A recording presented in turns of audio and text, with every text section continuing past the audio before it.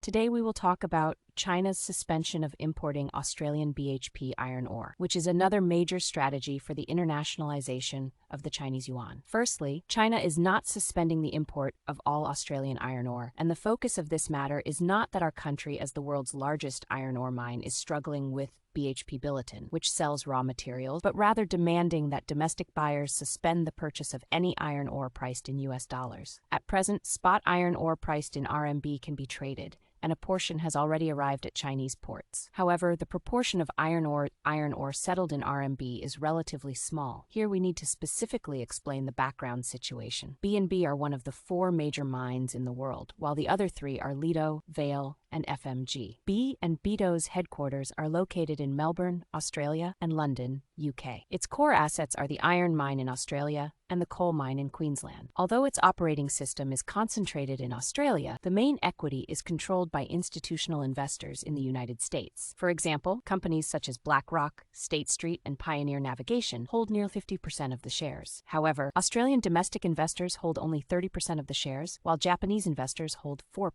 So this equity distribution can be seen. As the world's largest importer of iron ore, our business with BHP Billiton must involve elements of the China-US game. It has never been a simple supply-demand relationship. In the international trade order that originally prioritized the United States, the iron ore business was dominated by BHP Billiton and Rio Tinto. But the issue between the 3 major joint stock companies and Chinese steel enterprises seems to be that they monopolize iron ore, while our production requires iron ore. So companies like BHP sold iron ore to us at a super high profit of 90% premium. In fact, the logic behind this matter is that the United States traded Australian iron ore for our goods. I made a white note called dollars myself. Let's clarify this idea. In order to obtain iron ore, we have to pay him in US dollars. So we need to reserve US dollars. As for the reserve of US dollars, we have to do business with the United States and sell our products to them. The United States received a large amount of our high quality and affordable goods, and in the end we got Australian ore. What did Australia get? Obtained a form of IOU called the US dollar, and most of these dollars were converted into US bonds and other US dollar assets. So our industrial products, if we only look at the first step, are exchanged with the white bar of dollars. If we take another step, in fact, due to our trade deficit with raw material exporting countries, it is the United States that uses the US dollar to price their mines, and the real losers are the resource-rich countries who only receive the white label of the US dollar. But because these countries have a long-term surplus with the United States, which means they sell more goods and buy fewer American products, these IOUs cannot be used at all, so they can only be exchanged for US bonds or other US dollar assets and kept in the United States. It seems like money makes money, but in fact, the United States is just changing the numbers on its own ledger. In fact, mineral-rich countries have not received anything. Currency that cannot be exchanged for goods is just paper. Not even paper. It is just a string of numbers arbitrarily tampered with on someone else's accounting system.